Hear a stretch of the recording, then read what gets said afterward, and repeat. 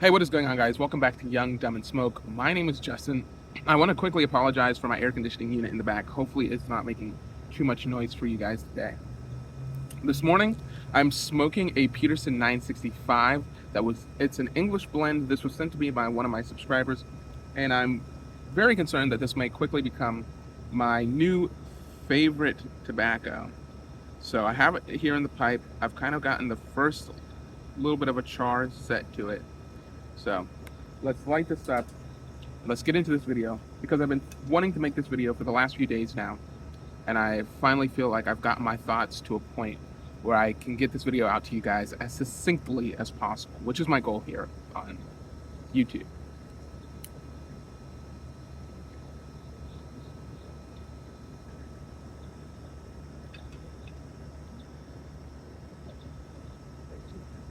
Again, enjoying a cup of coffee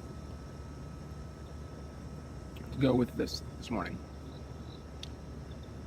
So on Sunday, I decided to start volunteering with my church's children's ministry. And as a requirement to join the children's ministry, you have to do child safety training.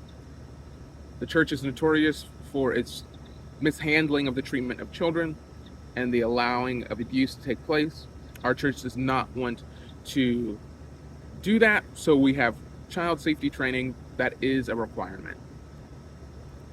So I'm going and I'm taking this child safety training class. I'm watching the videos, and they're talking about what the predator will do as far as how they prey on the children or the child that they specifically pick, and how they groom the adult. And as I'm listening to this, of course, my initial reaction is utter disgust. But in the hours after that class, as I continued to mull over this in my mind, I started to see similarities to what they had been talking about the predator versus the child, and how that so much sounded to me like what the government does towards its people. They groom the people. We, the people, have been groomed by our government.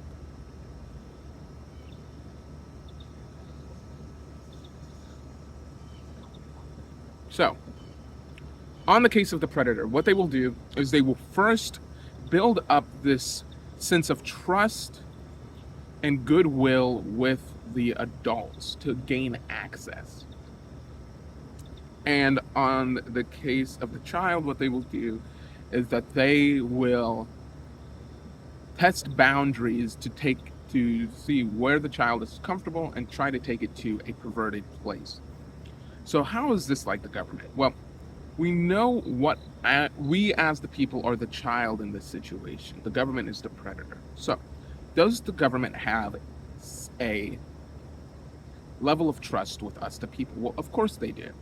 We have an innate, inherent trust in our government because they are the most powerful force in our day-to-day lives, whether that's the local government, federal government. We have an innate trust in government. And then we also have baked in trust in our government through the services that they provide. Those services being protection, healthcare services, financial services. These also build in more baked in trust through service. Now, that is step one for the predator, build trust. Step number two is to test boundaries, whether that be through speech, image, or physical. They'll see what the person is comfortable with, and then try to push that boundary farther and farther back until it erodes completely. Just like I've felt this so much over the last 4 years. Let's think about it. What are the boundaries that we, the people, have set up? Well, I think that the number one boundary that we all have is laid out inside of the Constitution. So, for example, freedom of speech. That's a boundary that the government can't cross. We are allowed to say what we want. Another one, very controversial in 2023. Hopefully I don't get canceled for saying this. But that is the right to bear arms, a right that shall not be infringed. And another one, we have freedom to assemble. Have these rights been tested by our government? Well, if we honestly think about it, the answer is yes. What do I mean? So, in 2020, there was a virus that went around, and I'm sure we're all familiar with this because we all should have lived through it. And if you're watching this at a later time, you know, this is history. But the first thing the government did was limit our freedom to assemble. That's a violation. That's a testing of a boundary. So you can either let that boundary be pushed or you can stand strong. Number two, what's another boundary that they've pushed? The freedom to, the right to keep and bear arms. This past week, the governor of New Mexico set in place a restriction on the right to open carry or conceal carry a firearm within the city of Albuquerque, New Mexico, following a string of shootings. Now, it doesn't matter what side of the fence you're on, whether you agree that should have been done or whether you disagree that should never have been done. The reality is the fact that that right has now been infringed upon. And again, with the freedom of speech, we know that there's been a lot of collusions between major social media platforms and the government. And I mean, even with what happened last week when a person got raided and the safe company, based off of presuppositions, allowed access to this person's weapons safe so that the ATF could go in, or I'm not sure which agency it was. I believe it was the ATF, could go in and open up his safe. So these are violations. These are steps to break down our boundaries, to build reliance and trust, to prey upon us. America, we need to do better. We need to actually stand up for the rights that we have. We don't have that many rights. In the line, there's a thin crust between civility and anarchy.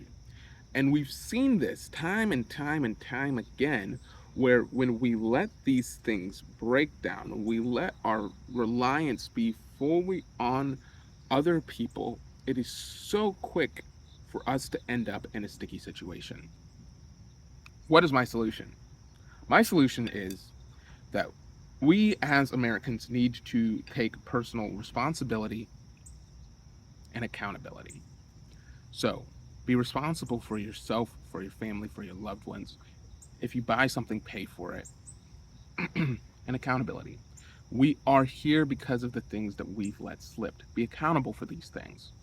Whether that is insourcing the things that we outsource as citizens, being more self-reliant, whatever that is, whatever small thing that you can do to contribute to make this nation a better place, we are still the greatest nation on earth. We should not let that go easily. I have hope. I think that the next 4 years are going to be very, very crucial for us. I think next year is going to be a very interesting year. I think that it's felt like for so many Americans that every year post 2020 has felt like 2020 2.0 and 2.0-1 and so on and so forth. I want to leave you with this encouragement. Keep smoking a pipe. Hold on to the small things. Take the time to relax. Take the time to unwind. Stay vigilant. Read. Inform yourself. Look beyond the curtain. Look behind the curtain.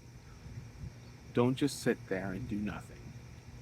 As somebody that I listened to famously said, the three types of people that are ruining the United States of America right now are the do whatever you want libertarians,